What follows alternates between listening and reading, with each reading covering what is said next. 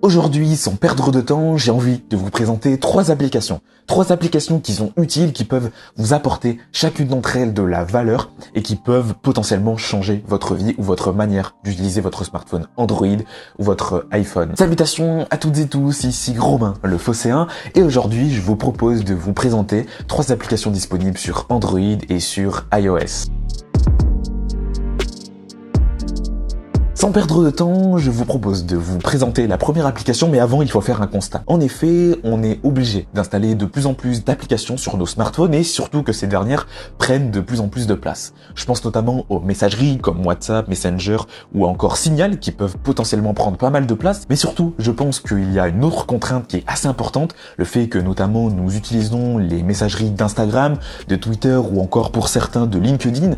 Donc tout ça fait que on peut se retrouver avec pas mal de notifications d'applications différentes, on utilise de plus en plus de services et tout ça fait qu'on se retrouve dans un espèce de brouhaha ambiant où il est difficile de trier ces notifications parce qu'on se retrouve à parler avec 2 personnes sur WhatsApp, 3 personnes sur LinkedIn, 5 personnes sur Discord, 3 personnes sur Messenger, 4 personnes sur Instagram. Bref, tout ça fait que c'est compliqué à suivre et pour ça, il existe une application qui réunit toutes ces messageries dans un seul et même service. Cette application, elle s'appelle Beeper et elle existe sur Android et iOS et elle réunit Google Chat, Messenger, le RCS si vous êtes sur Android avec les SMS qui vont avec, vous avez aussi Signal, Telegram ou encore WhatsApp, vous avez la messagerie Instagram, la messagerie LinkedIn ou encore la messagerie de Twitter et tout ça se complète avec l'ajout de Slack ou encore Discord. Bref, toutes ces messageries sont réunies dans une seule et même application ergonomique, simple d'utilisation, disponible sur Android et sur iOS. Mais vous allez me dire comment ça fonctionne, est-ce que tout ça est fiable, est-ce que c'est gratuit, c'est payant?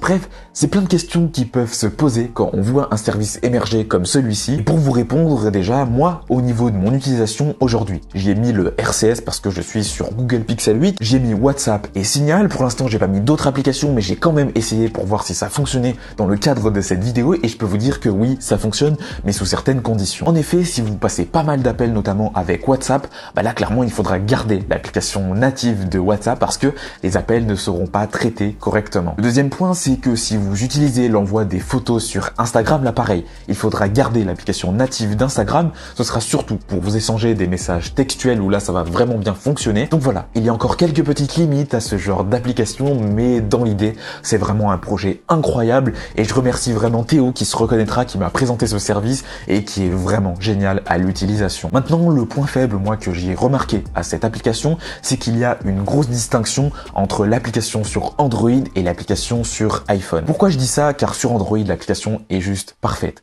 Si vous avez un smartphone Android, vraiment essayez tout de suite là l'application. Tout ça est minimaliste, mais aussi personnalisable. Vous allez pouvoir savoir assez facilement d'où viennent les personnes qui vous contactent sur Beeper, que ce soit sur Instagram, WhatsApp, Signal, etc.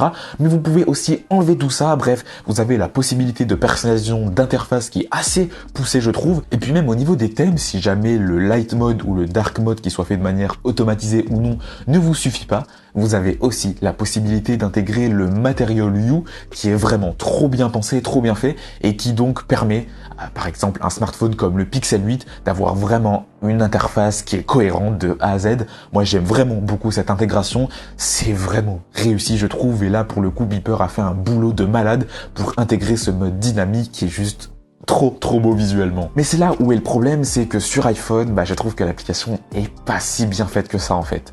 Certes, c'est fonctionnel, ça ressemble un petit peu à WhatsApp si vous voulez vous faire une idée au niveau de l'interface, mais c'est pas aussi complet que ce que l'on peut retrouver sur Android, c'est pas aussi ergonomique. Je trouve qu'il y a des fonctionnalités où ça manque de clarté clairement, on n'a pas beaucoup de personnalisation. Bref, je trouve que c'est un petit peu dommage que l'application sur iPhone soit autant délaissée, parce que celle sur Android, elle est vraiment incroyable. Bref, en tout cas, n'hésitez pas à essayer Beeper qui permet de réunir toutes vos messageries dans une seule et même application, que vous ayez un smartphone Android et iOS.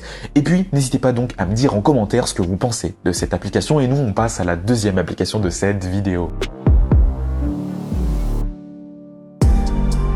La deuxième application que je vous présente au sein de cette vidéo est tout aussi peu connue que la toute première de cette dernière. En effet, elle s'appelle Twine et elle vous permet de réunir tous vos flux RSS dans une seule et même application. Les flux RSS, ce sont des fichiers au format XML qui sont générés par des sites internet que vous consultez au quotidien et qui permettent tout simplement de lire les actualités. Je sais que c'est dit de manière très grossière, mais surtout factuellement. Ça permet de lire vos actualités dans une interface minimaliste. Vous avez la possibilité de lire les informations qui n'ont pas été encore lues. Vous pouvez lire des articles épinglés plus tard. C'est vraiment super bien fait. L'interface est minimaliste. Vous avez pas vraiment de publicité aussi. Donc pour lire vraiment vos actualités, c'est vraiment un format que j'aime beaucoup. C'est trop bien vraiment hein, de lire via cette application-là.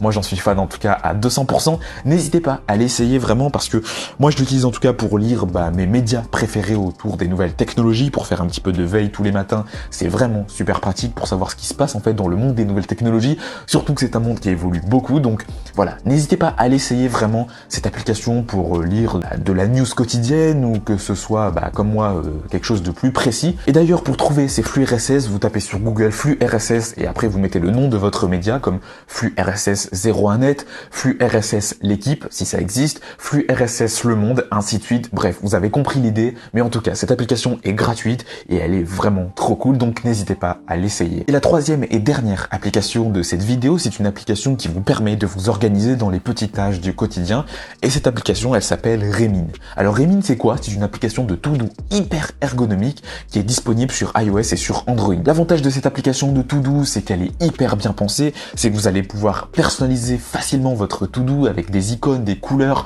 rendre tout ça en fait très visuel. Par contre, c'est une application qui est sous le format freemium, donc c'est-à-dire qu'elle est gratuite, mais si vous voulez aller plus loin, il faudra débourser soit 1 € et quelques par mois, ou alors il faudra payer 14 € à vie. Donc à vous de voir. Moi de mon côté en tout cas je vous conseille de payer 1 € par mois, de l'essayer, et si jamais ça vous convient pas, tout simplement vous résiliez, parce que payer 14 € pour une application qui ne vous conviendra pas, c'est un petit peu dommage. Mais voilà, si jamais à long terme vous voyez que vous en tirez parti, pourquoi pas prendre le format à vie. 14 € finalement c'est 2 tacos économisés, donc en vrai pourquoi pas. Maintenant si vous n'avez pas forcément envie de payer pour une application de to-do, je trouve qu'il y a aussi des alternatives qui existent. Je pense notamment à Microsoft To Do ou encore sur iOS à l'application Rappel d'Apple qui est plutôt bien faite et qui a bien évolué depuis les 2 dernières années.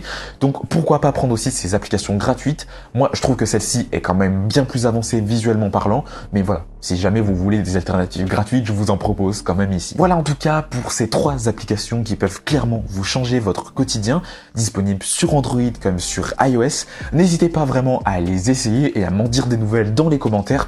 Et puis si jamais vous avez des applications que vous souhaitez partager ou vous souhaitez me faire découvrir ou nous faire découvrir ensemble, n'hésitez pas à mettre tout ça aussi dans les commentaires, parce que je suis toujours curieux, moi en tout cas, de découvrir des nouvelles applications, et puis ça permettra un petit peu ensemble aussi de se partager comme ça des nouvelles apps. Je tiens à terminer cette vidéo en vous invitant à vous abonner et à mettre un like sur cette vidéo si jamais la vidéo vous a plu ou vous a aidé. Je me suis fixé un objectif de 10 000 abonnés donc en cette année 2024, donc n'hésitez pas à m'aider et à me soutenir mon travail. Et puis sur ce, moi je vous retrouve dimanche prochain à 11 h pour une nouvelle vidéo sur la chaîne. Allez, salut!